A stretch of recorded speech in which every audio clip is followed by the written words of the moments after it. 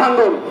কুড়িগ্রামের ফুলবাড়ীতে সন্ধ্যা 6:30টায় উপজেলার কেন্দ্রীয় শহীদ মিনার চত্বরে জাতীয় নাগরিক পার্টি এনসিপির ফুলবাড়ী উপজেলা শাখার কর্মী ও সর্বসাধারণের সঙ্গে এক মতবিনিময় ও আলোচনা সভা অনুষ্ঠিত হয়েছে।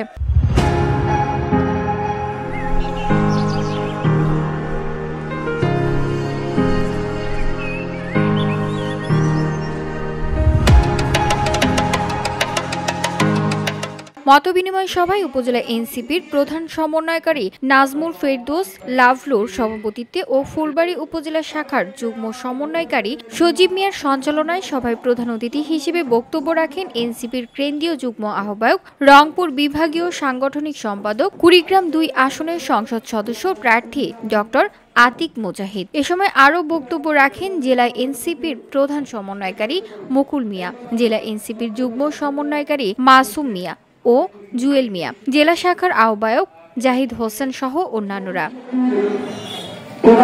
মুজাহিদ বলেন, আমরা আগে কুড়িগ্রামের উন্নয়ন করতে চাই। কুড়িগ্রামের মানুষের জীবনমান উন্নয়নে শিক্ষা, চিকিৎসা, যোগাযোগ ব্যবস্থা সহ কর্মসংস্থান সৃষ্টির জন্য কাজ করতে চাই। কেউ যেন বলতে না পারে আমরা দরিদ্র এলাকার লোক। আমরা ত্রাণ চাই না, আমরা কাজ চাই। জনগণের অধিকার নিশ্চিত করতে সকল স্তরের দুর্নীতি আমরা নির্মূল করব। প্রশাসন হবে জনগণের সেবক। VOD Bangla news desk.